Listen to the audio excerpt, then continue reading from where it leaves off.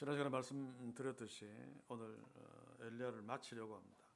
그래서 2장 11장 엘리야가 죽지 아니하고 불병거를 타고 간 것은 아니죠. 그것으로 오늘 여기 나오는 두 사람 엘리사와 사이 간격을 띄워놓고 하나님이 회리바람을 일으켜서 엘리야를 데리고 가셨습니다.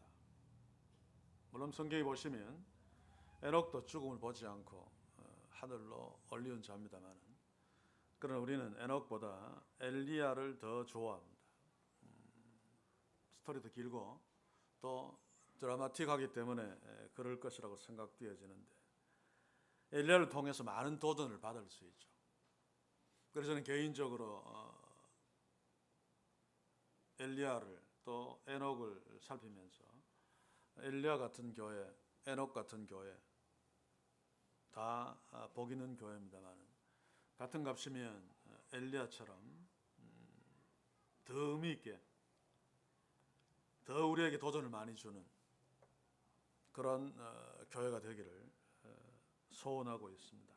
아무튼 오늘 우리는 엘리야의 승천 기사를 보면서 이것이 우리에게 무엇을 의미하는가 한번 살펴보고, 또 엘리야의 삶에서 하나님이 우리에게 특별히 알기를 원하는 한두 가지를 짚으면서 오늘 말씀을 나누며 마치기를 원합니다.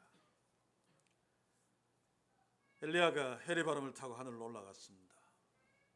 다른 사람들은 에녹을 제외한 예수님도 사실은 죽으셨죠. 부활하셔서 승천하셨습니다만, 그리고 그 위대한 모세도 아브라함도 다 죽음을 맛보았습니다. 그럼에도 불구하고 에녹과 엘리야는 죽지 아니하고 하늘로 올려졌습니다만, 이들이 다른 성도들 아브라함이나 모세보다 훨씬 더 특별한 사람인가? 그렇지 않습니다. 나중에 보겠지만 야고보 선생은 엘리야는 우리와 똑같이 연약한 자다라고 얘기합니다. 사실 하나님 앞에서 믿음의 무게로 놓고 본다면 엘리야는, 물론 그것이 단순 비교가 가능한지 모르겠습니다만, 모세에게 미치지 못할 것입니다. 모세만큼 위대한 자가 어디 있습니까? 그러나 그럼에도 불구하고 모세는 죽었으나 엘리야는 죽지 않았습니다. 이것은 엘리야의 승천을 통해서 하나님의 백성들, 하나님의 자녀들은 다 엘리야와 같은 결말, 하나님이 엘리야처럼 맞이하시고 엘리야처럼 데려가신다라고 하는 것을 단적으로 보여주는 사례입니다. 그래서 우리가 히브리서 11장을 보시면 아벨은 하나님께 드리는 예배에 목숨을 걸었고 그 예배로 인해서 가인에게 죽임을 당하는 순교를 당했습니다만, 그러나 그럼에도 불구하고 그 다음에 에녹의 사건을 통해서 그럼에도 아벨은 죽지 않았다, 죽었으나 죽지 않았다 라고 하는 것을 보여주고 있는 것이 바로 히브리서 11장이기도 합니다.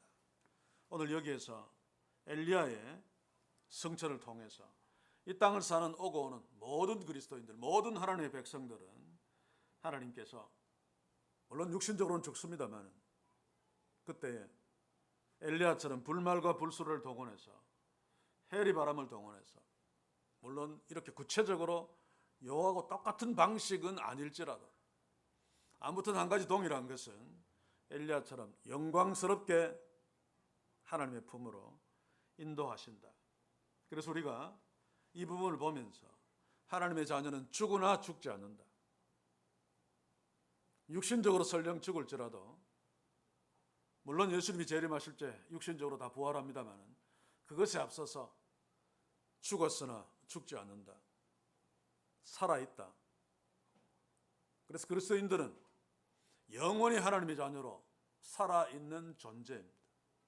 우리가 그것을 엘리야를 통해서 또 모세를 통해서도 살필 수 있죠. 제가 마가복음을 공부하면서 모세와 엘리야를 예를 들었었는데, 엘리야는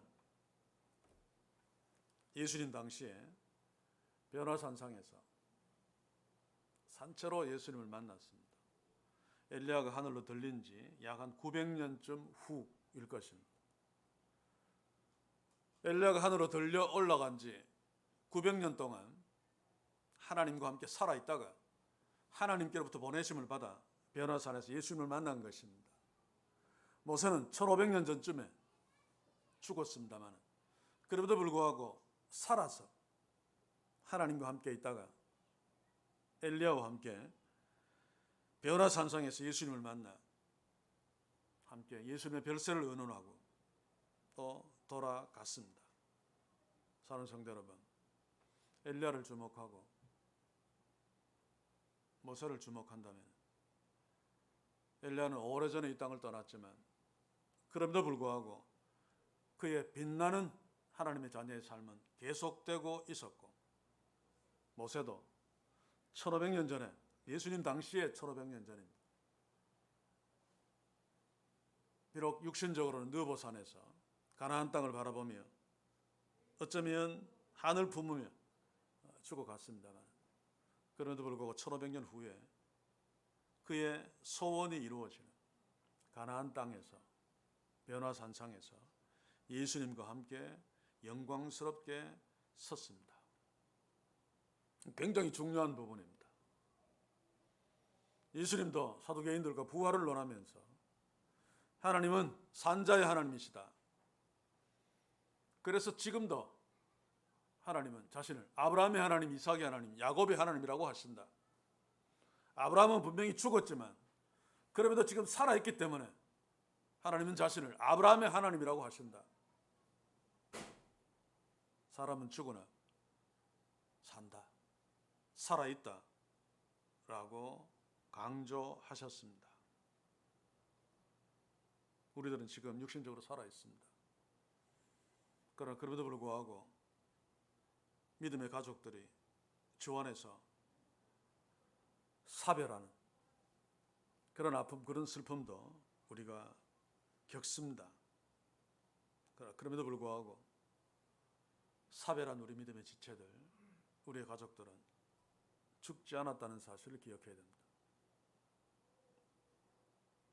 아브라함처럼, 모세처럼, 엘리야처럼 영광스러운 삶을 살고 있습니다. 마찬가지로 우리도 물론 살아있을 때 예수님이 재림하실 수도 있습니다. 아무도 모르니까. 그러나 설령 이 땅에서 예수의 재림을 맞이하지 못하고 죽는다 할지라도 우리는 죽지 않습니다. 살아있습니다. 엘리야처럼 우리의 빛나는, 우리의 영광스러운 삶은 주님 오시는 날까지, 아니 그 이상 영원토록 지속될 것입니다. 이 사실을 우리가 항상 의식할 수는 없습니다만 이런 말씀 앞에서 의식함으로 죽음이 주는 두려움을 극복해내야 합니다. 죽음이 두렵지 않은 사람은 없습니다. 그러나 비교해보면 세상 사람들보다 하나님의 자녀들이 죽음을 좀 덜 두려워하죠. 그럼에도 불구하고 두렵습니다. 저도 다르지 않습니다. 최근에 극단적인 일련의 경험을 통해서 이전에도 사람들은 저보고 간부은 인간이다 라고 하는 얘기를 많이 했습니다만 이전보다 훨씬 더 죽음이 친거나 그런 경험들을 하고 있습니다만 아무리 죽음이 두렵다 할지라도 특히 하나님의 자녀들은 모세처럼 엘리야처럼 아브라함처럼 그 우리의 하나님 되신 그 아버지가 산자의 아버지이기 때문에 우리를 결코 죽은 채로 썩어지게 버려두지 않는다. 그러므로 세상을 두려워하지 말아야 한다는 것입니다. 세상이 우리를 위협하는 가장 큰 위협은 죽인다는 것입니다. 그러나 바울도 베드로도 스데반도 그 앞에서 당당히 믿음을 지키며 하나님의 영광을 드러낼 수 있었습니다. 왜일까요? 간이 부어서 그럴까요? 아니면 생명이 두 개라도 되어서 그럴까요? 그렇지 않습니다.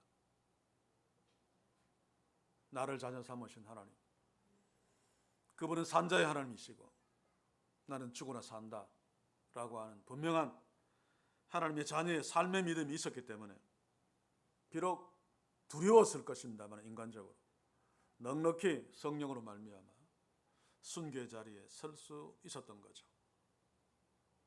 사는 성도 여러분, 오늘 이 엘리야의 승천을 보면서 우리의 세상에서의 끝을 봅시다. 죽지만 죽지 않는다. 죽지만 산다. 하나님이 엘리야처럼 우리를 영광스럽게 이끌어 가실 것이다 라고 하는 분명한 지식을 가지고 분명한 시각을 가지고 현재의 삶에서 두려움을 떨쳐냅시다.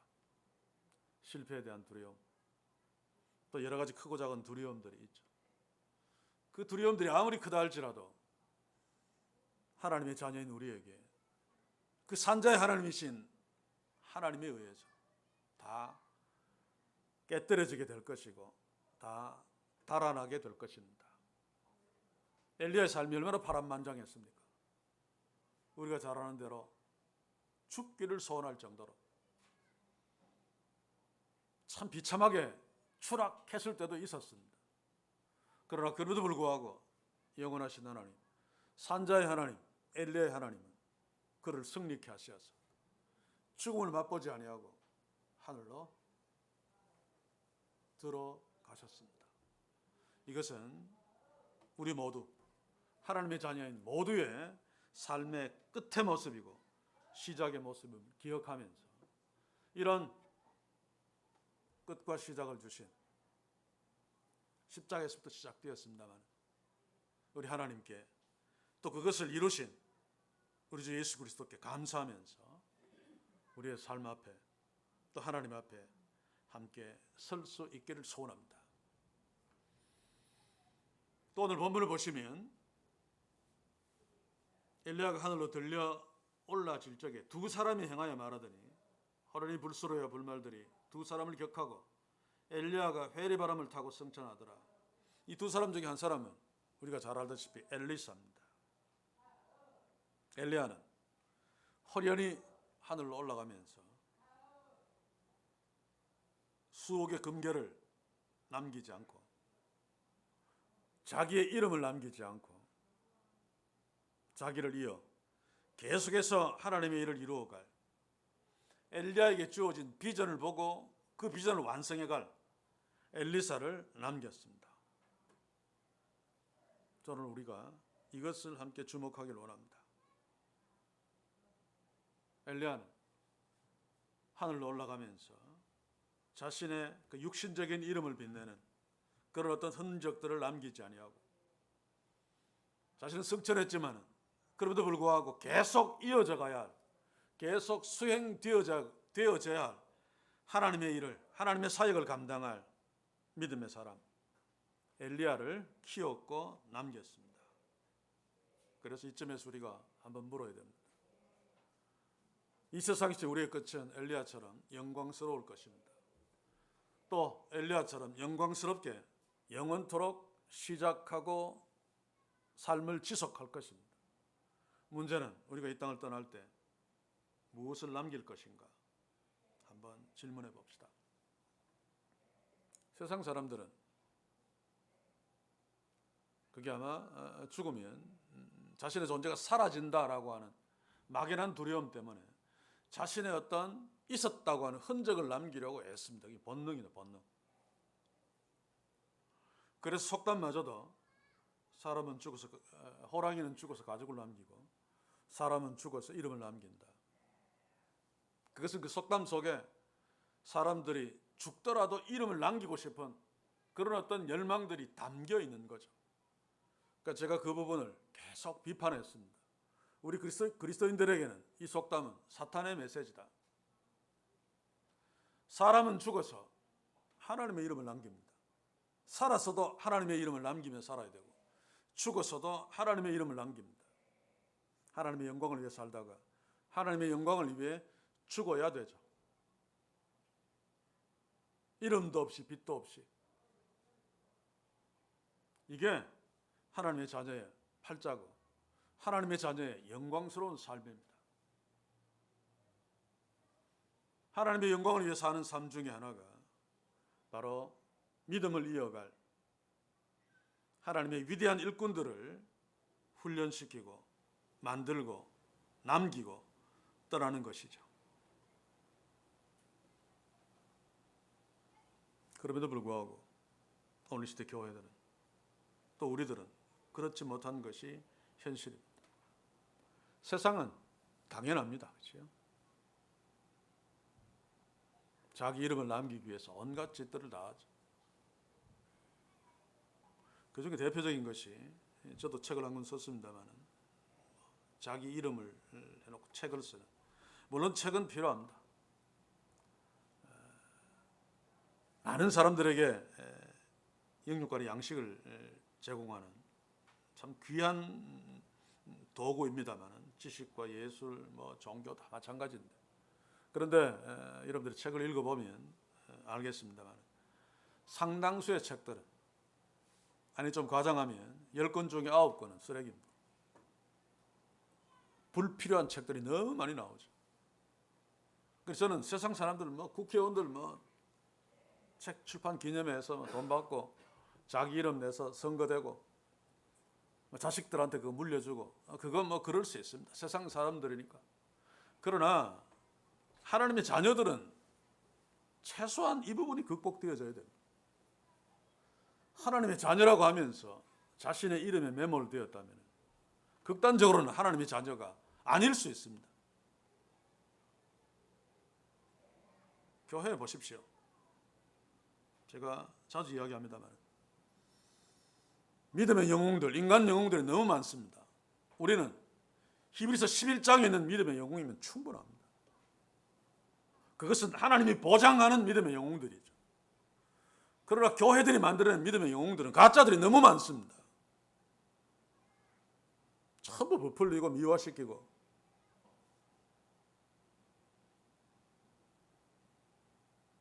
그런데 왜 그런 짓들을 합니까? 신분들을 이렇게 보시면 그게 대수롭다고 회갑 기념 출판, 목회 성역, 목회만 성역입니까? 성역 40주년 기념 예배, 기념 설교집.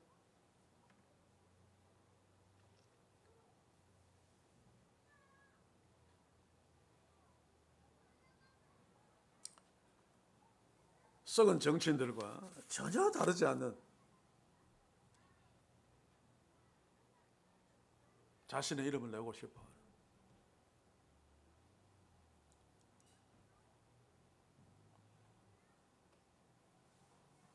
저는 작년에도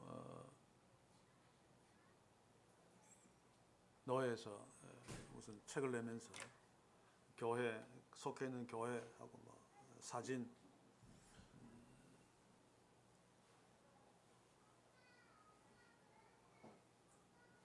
저는 사진을 내지 말고 교회 이름만, 주님의 교회에 사실 목사 사진이 박힐 필요가 없습니다.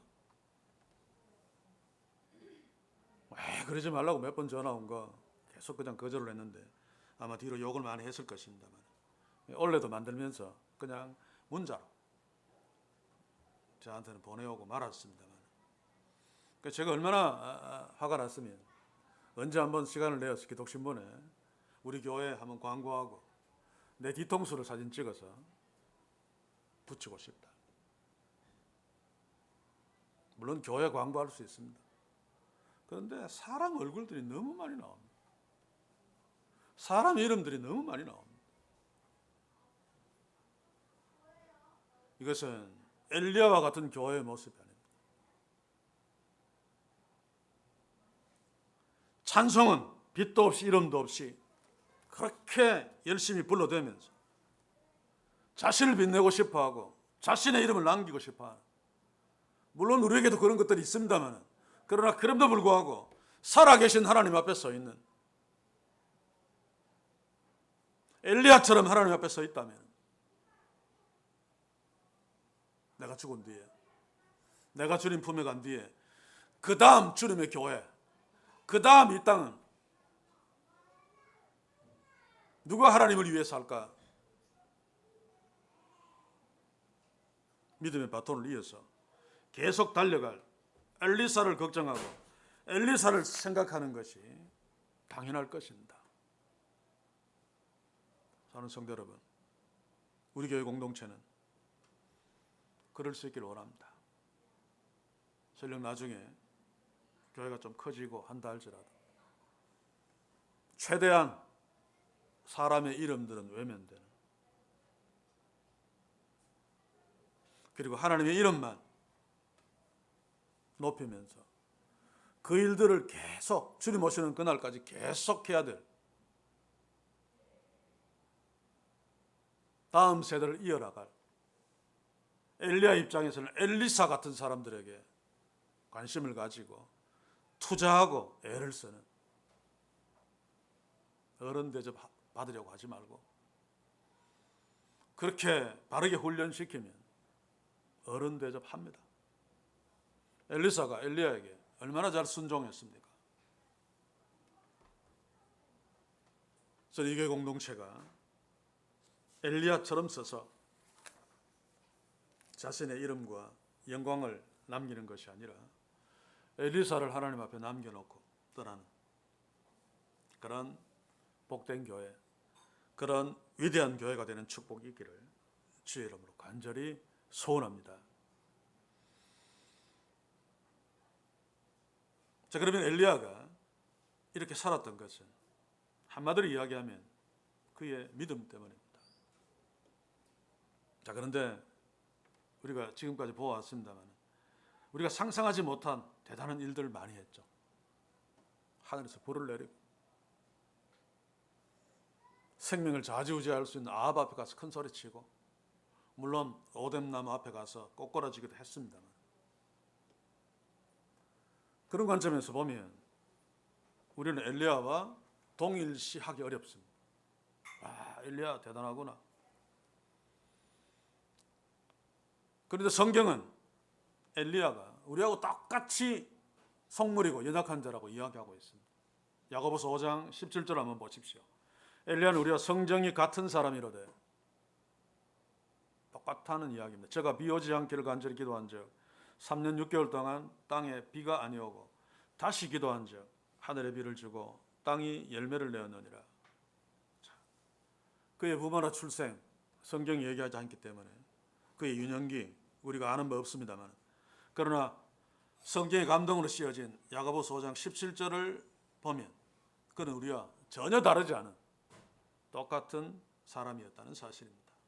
똑같이 타락한 죄의 본성을 갖고 있는, 그래서 죄의 본성에 시달리며 죄짓과 심판은 유혹에 힘들어하고 시험에 빠지기 쉽고, 그래서 죽고 싶다라고 노렘나무 앞에서 흔들거렸던, 우리가 조금도 다르지 않은 타락한 아담의 후예입니다. 그런데도 우리와 다르게 하나님께서는 그를 사용하여 놀라운 일들을 하셨죠. 왜일까? 우리와 다르지 않습니다. 우리와 성적이 똑같은 사람입니다. 그래서 우리가 이 부분을 주목하자는 것입니다.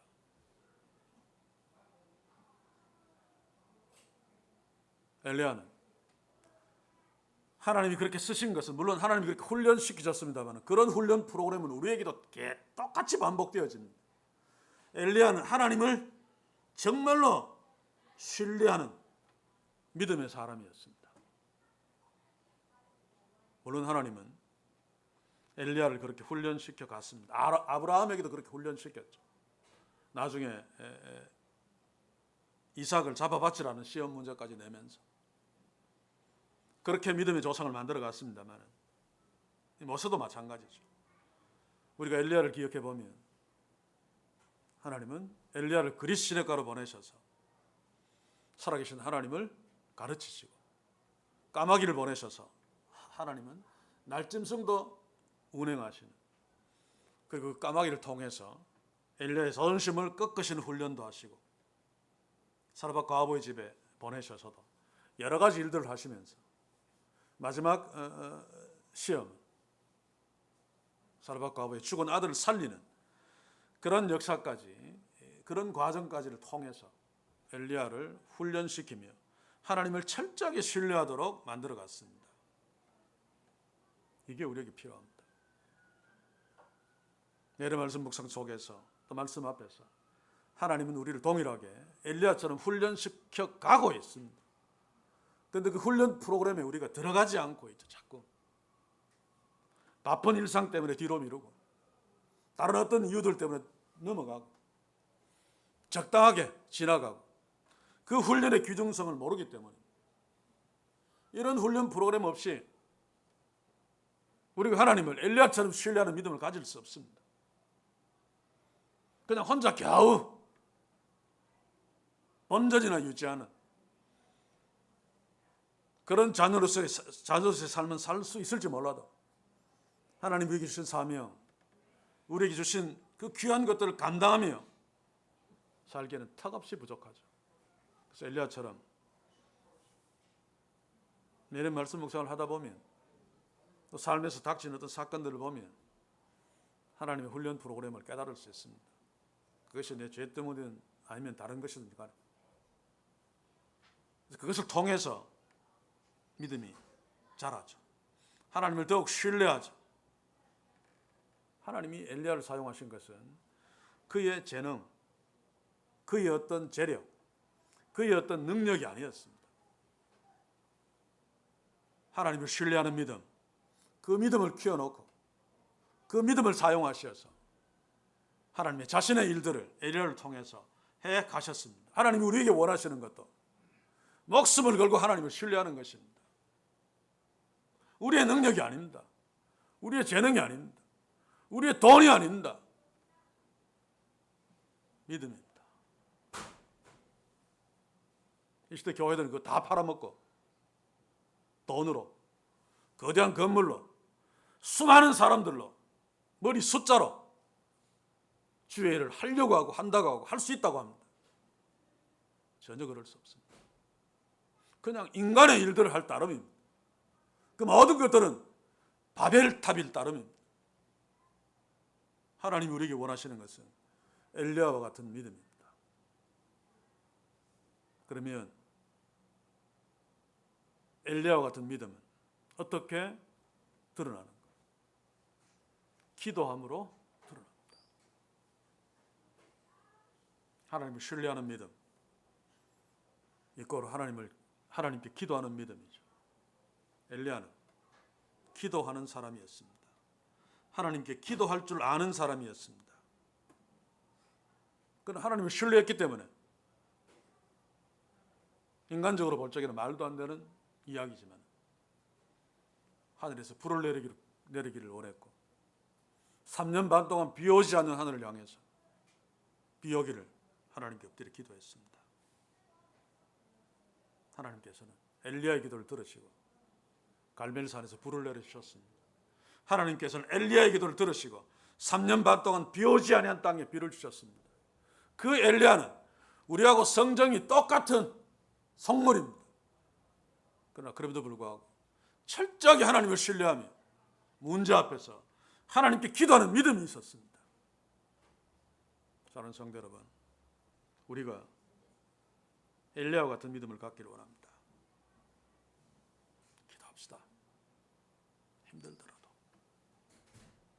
기도한다는 것은 내가 하나님을 믿습니다라고 하는 1차적인 고백이고 신뢰의 표현입니다. 하나님을 신뢰하고 기도하면 절대로 바뀌지 않을 것 같은 내가 바뀝니다. 하나님이 환경도 변화시켜 주셔서 놀라운 일들을 이루어 가실 것입니다. 엘리야가 그 증거 아닙니까? 하나님 우리를 통해서도 엘리야와 같은 일을 하고 싶어 하십니다.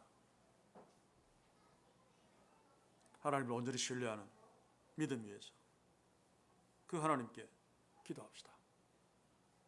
하나님이 보여주신 비전을 갖고, 이 말도 안 되지만 또 나에게 닥쳐진 어려운 문제들을 놓고 이거 해결하기 어렵다, 불가능하게 보일지라도 엘리야처럼 그 하나님을 신뢰하고 그 하나님께 엎드립시다. 때로는 머리가 무릎 사이에 박힐 때까지, 때로는 7번씩이라도 하나님께 엎드려 기도합시다. 하나님께서 그 약속하신 대로 반드시 우리의 기도를 들어주시고 엘리야에게 하셨던 것처럼, 엘리야에게 불을 내려주셨던 것처럼 엘리야의 기도에 응답하여 3년 반 동안 비 오지 않는 하늘에 비를 내려주셨던 것처럼 우리의 기도에 응답하시고 우리의 기도를 들어주시며 행동하실 것입니다. 우리에게, 우리 교회에 엘리야와 같은 기도의 능력이 있는, 엘리야처럼 믿음으로 하나님께 기도하는 그런 기도의 축복이 있기를 주의 이름으로 간절히 소원합니다. 이제 한 가지만 체크하고 말씀을 마칩시다. 엘리야가 하늘에서 불을 내리는 850대 1로 붙자, 물론 400대 1로 붙었습니다만 그렇게 승리하는, 그리고 아합도 겁내지 아니하고 그 앞에 가서 큰 소리 뻥뻥 쳤다.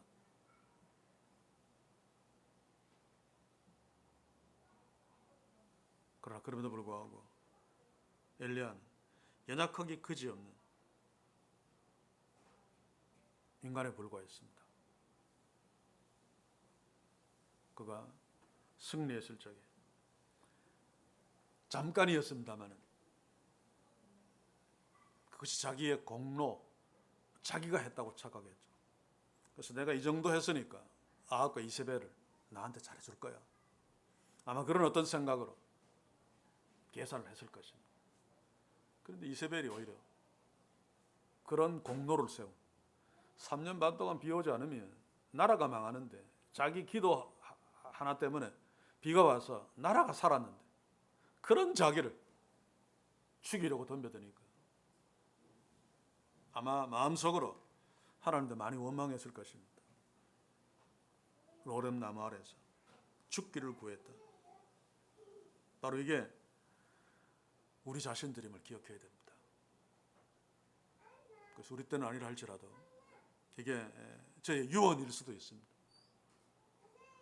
교회가 세대를 거쳐가면서 하나님이 주시는 여러 가지 하드웨어로 커지고 또 세상 교회들이 주목하는 그런 어떤 교회의 위치에 설 수 있습니다.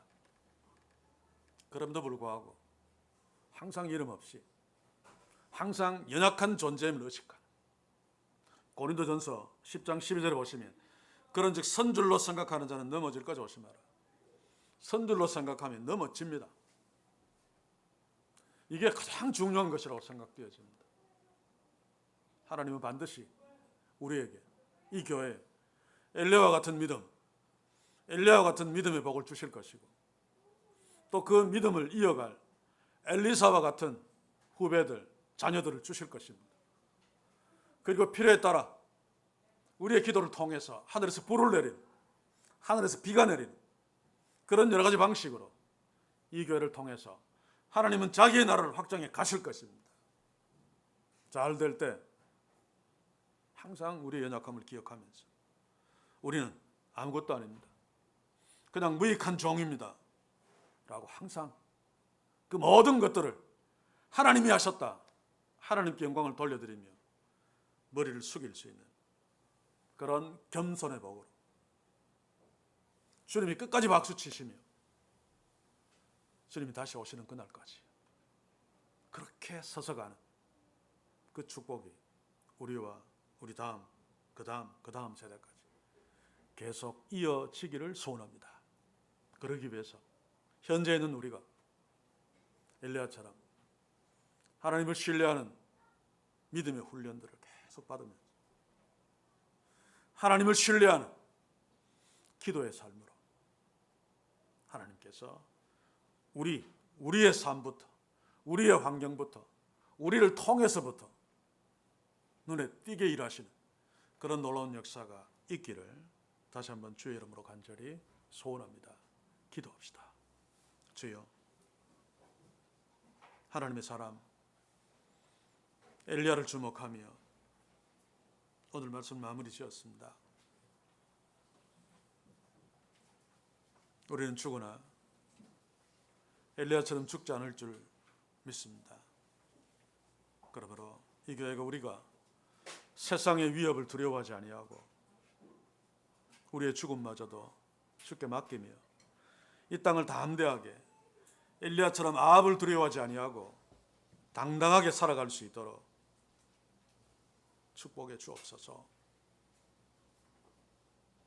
또한 비록 우리가 연약하나 하나님의 말씀에 따라 순종하며 삶으로 하나님을 더욱 철저하게 신뢰하게 하심으로 무슨 일이 있든지 그 하나님을 의지하며 기도함으로 믿음으로 믿음의 기도로 세상을 이기며 사악한 영들을 승리하며 하나님의 뜻을 이루며 나아갈 수 있도록 축복하시되 우리의 이름보다 우리의 공로보다 다음 세대를 이어갈 엘리사를 남기며 엘리사를 훈련시키며 살아가는 놀라운 축복을 이 교회와 우리에게 허락하시어서 주님 오시는 그날까지 나는 무익한 종입니다를 고백하며 겸손하게 살아가는 축복들을 허락해 주시옵소서. 예수님의 이름으로 기도하옵나이다. 아멘.